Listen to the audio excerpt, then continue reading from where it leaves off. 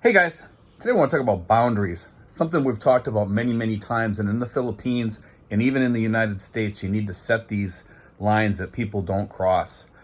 And sometimes people make mistakes on boundaries. They set them and it makes you look like a fool. You have to be careful how you set boundaries, and that you're not going to hurt feelings of people, or you're not going to have people think you're an idiot after you leave.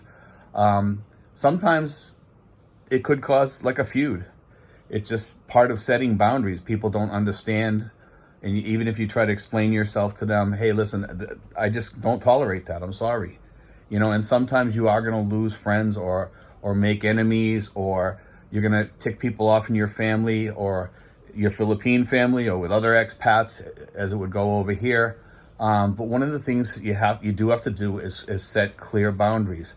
If and this goes for everybody pretty much, and even Filipinos can learn a lot from this here, because they need to set boundaries too with people. But I want to start with expats over here, because that's mostly who watches this channel, but other people can learn from this too. Is that when you set boundaries, be really careful, because I've seen people that have boundaries, and when they're in a social situation or something like that, what will happen is somebody will say something. It could be something negative or something that they overheard, or it could be somebody swore or said something, or they told a dirty joke or something, or they told a joke that was not very nice. And whenever you're in a social gathering, you're going to hear things like that. And whether you have boundaries on that or not, some things you should just let go. Because in a social gathering, it's not the place to really be having huge boundaries and causing issues with people or getting people ticked off or whatever. It's just best to just let it ride, unless it's something that really bothers you and really ticks you off, and just I can't deal with this. I got to get up. I got to go. That's that type of thing. If it bothers you that much, then just go. Just get up and leave or whatever. But sometimes you have to remember, if these people are your friends, and maybe they're just cutting loose. You're in an adult situation. People are cutting loose. They're telling jokes or whatever. And sometimes it's very freeing to be able to tell jokes among your friends. And some of the friends might be a little bit like uptight or whatever, not able to take that. And me coming from Boston, Boston gets into ball busting a lot. They like to bust them on you. They just like to jerk you around and get you pissed off or whatever, and mad and angry, and after a while you get used to it. You know where it's coming from, and you're like, yeah, I know he's only joking, but he took it a little bit too far this time, And then when you're in a situation like that in Boston, what they do is they do it more, and that's like a Boston trait. It's a Chicago trait too, and it's also like any working class places like Baltimore, New York City. That type of thing is going to go on, and a lot of that goes on in expat circles over here, and it's kind of difficult for expats not from your area to understand how that works. Guys that have been in the Navy are usually used to that. They see it all the time, and when you set your boundaries, over here, people are retired, and you have to be respectful in that sometimes. Joking can go too far. We've had people here that are exceptionally touchy though sometimes, and don't like any joking, but yet they can joke all they want, but but when you go to joke or something like that, oh, that's, it's not good. It's not cool. It's not, and it's kind of funny, because when they do it, it's okay.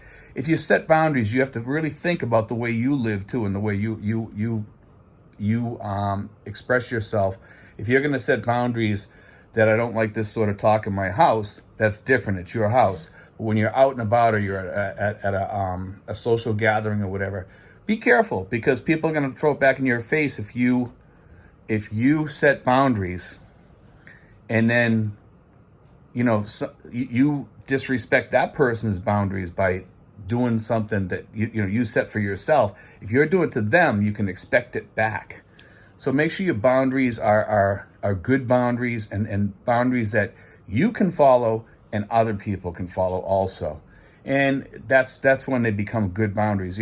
They say, fences make good neighbors, and it's kind of true. And fences is a boundary. It keeps your peace. It keeps you feeling good. And a boundary is kind of like a fence to stop things from happening. It's like a social fence, and that's the best way to explain it. It's a social fence. It's a border. It stops things, but sometimes it's not. It's not going to stop. Sometimes people break through that fence, and then it starts to bother you. Now, when you're dealing with family over here in the Philippines, and Filipino families can be particularly rough sometimes, and so can American families, and I'll give people that. This isn't just Filipino families, but over here, because of poverty, there's a lot of issues with asking for money, and a lot of expats are looked at as an easy touch because they're older. And they're like, oh yeah, I'll give you 2,000 pesos. Oh, Joe, I'll give you 5,000. Don't worry, you need it. And after a while, they're going to come to you all the time and keep hitting you up for money because they look at you as like, oh, he has so much money, he doesn't even have to worry about it or whatever. And that's where you got to set your boundaries early. You have to let people know, and let your wife or your girlfriend know that, hey, listen, we have to set boundaries on this here. I love you. You're wonderful with me, but listen, I don't want your family always hitting me up for money, and it's happening every week, and it kind of bothers me. It takes away my peace. I come over here to retire, not to be an ATM for anybody. And this is one of the typical feuds that a lot of expats have over here, is that they are used as a bank. And not all girls are like this. I'll tell you that right now. But there are a lot of girls like that. How many? It's probably 50-50. There's a lot of girls over here that are really, really good, that worry about their expats. And here's a problem that I ran into, and this really doesn't have to do with boundaries, but it has to do with the character of some of the women over here. And some of the women over here are very, very touchy. They don't want to be looked upon as users of expats. So when you say, hey, honey, listen, I need you to, I need you to understand about how this works in case I die or something like that. They don't want to talk about death. They don't want to, they're afraid of it. They're terrified of that. They don't want to talk about anything to do with you dying, like wills or putting their name on as a beneficiary of something so they get it if you die. And sometimes it's a hard conversation to have because they are so they're worried that that you're gonna die, or you're gonna think that that they're gold diggers or whatever. And then all of a sudden the day comes when the person dies, and guess what? It's too late. And we talked about this, and this is a real issue that actually happened here too.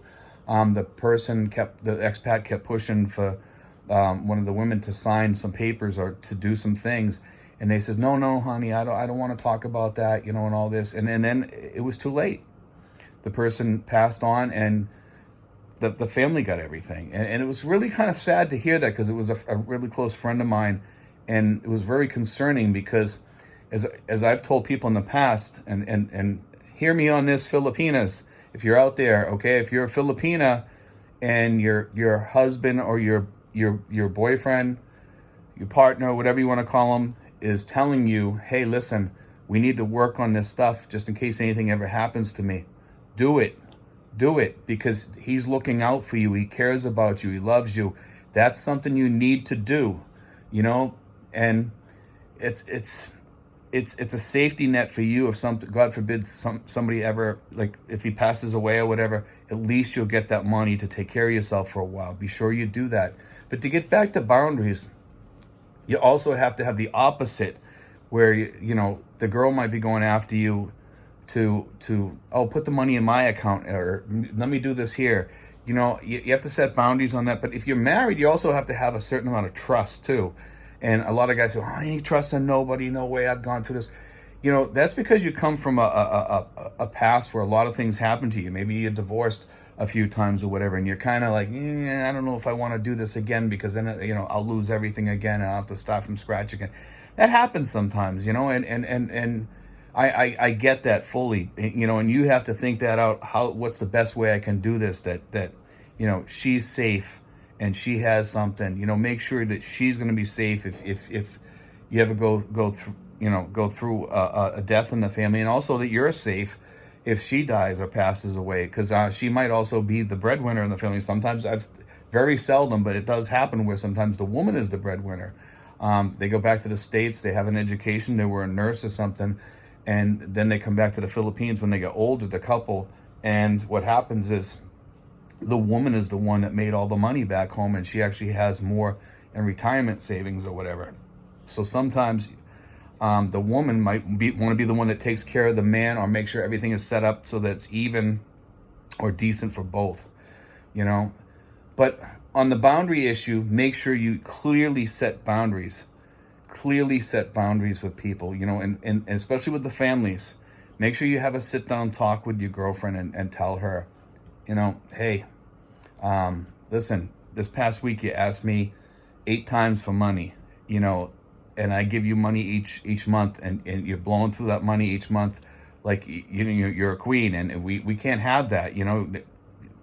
This is what you're going to get each month, and that's it. And your brother or your sister or your uncle is asking me for money, and your mom's you need to tell these people. You might need to tell them yourselves, but it's best to come from your wife or your partner, and not you to get involved and just say, hey, listen, I love you guys. You're great people. You're my family. I just don't have enough money to be given out to all these people that are asking me, and I can't support you guys. If you want to ask me once or twice a year for a few bucks or something like that, because, you need a few bucks or whatever, fine. You can ask us, but give us the right to say no. Give us the right to say no also, and without you getting mad, because otherwise I feel bad.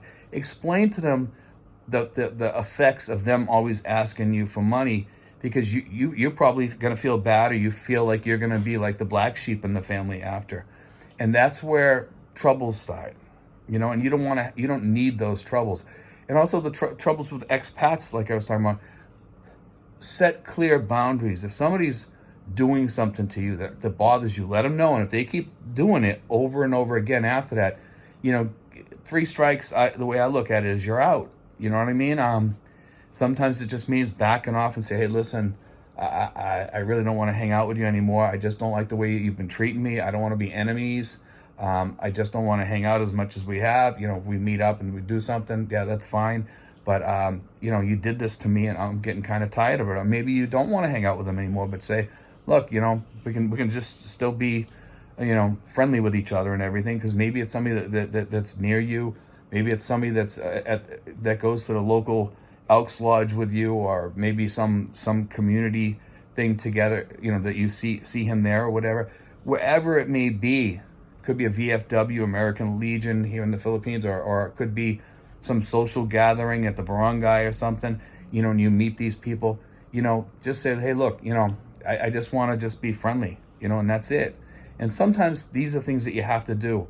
Coming from a person that formed a group, I'll say this, is that there's always going to be people that you disagree with. And just like at work back home, and other places, I find that probably and back in the States, I think most people would say there's probably a good chunk of people, maybe as high as 25% or 20% or 10% or somewhere. I'm not sure how many it is. You're probably not going to get along with that well. You can get along with them. Some people you get along with better than others, but some people you just don't like hanging out with all the time, and some people you do feel like hanging out with all the time. But you have to, it doesn't. If you don't get along with somebody, it doesn't mean you have to be enemies with them. It just means you put up with them because maybe they're in your social circle or whatever. You probably don't have to set up that many boundaries. You just say, hi, Joe, how you doing? You doing good? You shake his hand. You go sit at the other end of the table and you talk to other people.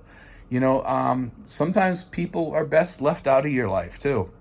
Those are the hardest boundaries, because it's a person that could be toxic. You just don't want them in your life, but they're still around or whatever, and you need to just kind of be as friendly as you can, and that's it. You find out these things sometimes. It could be 6 months later, a year, two, even 5 years later, sometimes people are doing things that you don't know behind your back or whatever, or they're doing things that you don't like, or they're saying certain things, or they're pushing your buttons all the time. And I've had that from tons of people over here. You see it all the time. people don't understand that kindness will get you more than all the other types of things that go on out there, ball busting. Yes, it can be humorous for a while, or joking can be humorous for a while, and we all engage in that as men, especially from the service, Navy, what have you. We all engage in that type of humor here, but there is a thing when you go too far with things sometimes. When you're with a certain group of maybe all guys or something, yeah, it's probably better to do that there, because then it's different when there's women around. You got to be careful, and sometimes the women get involved with it too, and it can be, sometimes it can be fun, and sometimes it goes overboard or whatever. We've all seen this here in the Philippines. I've seen it, and we definitely have seen our touchy people here, our groups of touchy people here that are overly touchy, and they are very sensitive people, and you have to be sensitive to those people too. But there's sometimes people are overly sensitive, and they overset boundaries. They set boundaries that are impossible for a social gathering to meet, and then they just get up and walk away. I've seen that. We had a dinner one time, and something happened, and somebody got up and walked away, and I was like, wow, that was weird, and we had something else happen similar, like about a year ago, and I was like, okay, I don't know what happened there, but they, and we never saw them again. Nobody knows what happened. They were sitting at a separate table, and they were talking back and forth with the group, and they just got up and walked out, and I don't know. We don't know what happened. We never figured out. We never saw them come back. I tried sending the person an email and asked them what was going on. Never heard again. But the majority of our group are good people, and we all get along for the most part, and we have our little arguments and stuff, I'm sure. But most of the when you meet with people like once a month or something, it's way better than meeting weekly or too much, because then you get to know people too much, and then you're probably gonna start pushing some of those wrong buttons. Whereas if you're in a small gathering, or even a big gathering, and you meet once in a while, you don't have time to really get to know the person really rock solid, like, oh, this guy's the greatest guy I ever met. Everybody is going to have issues that you don't like or whatever, and some things you just deal with. I've had some of my best friends were people that I knew had issues, and I could tolerate them because I was used to dealing with people's issues, and there's some issues that you can't deal with. But anyway, guys, I want to talk about that. Make sure in your life that you have boundaries, clear boundaries, and with your friends and stuff. Don't let people walk on you. People that don't set boundaries usually have the biggest issues. And sometimes I don't set enough boundaries, and when I start setting them, you're gonna get people mad, and so be it. Don't worry about that. It's the way it is. They'll get over it. And sometimes you just gotta kind of give people the silent treatment because you don't want to deal with them anymore. And there's people out there like that too, that the only way to give them the message is just not talk to them very often, or at all. Sometimes in some cases that's part of setting boundaries. Say, listen, I don't want to talk to you anymore. You've already had your say. You need to be crystal clear. Say, look, you've pushed my buttons too many times, and it's not going to happen again. That's a boundary. And those people sometimes keep trying to come back. Don't let them unless you want them back in. And usually when you let them back in, it's like they get a second shot at you. They take a second shot at you, and you do not need that. Nobody needs that. I see some people here that are very, they're full of anxiety and depression. And when I see that, a lot of these people, it's because they didn't have clear boundaries. And a lot of it was because of things that happened in their past or whatever, and they never learned how to set clear boundaries with people, so they let people walk all over them. And I have several people that talk to me once in a while, and I keep talking to them always about the boundary thing, and hopefully they learn someday, because that will help them, to learn to maneuver social situations and people better, because those boundaries will help. God bless, guys. Take care. I hope you enjoyed today's show.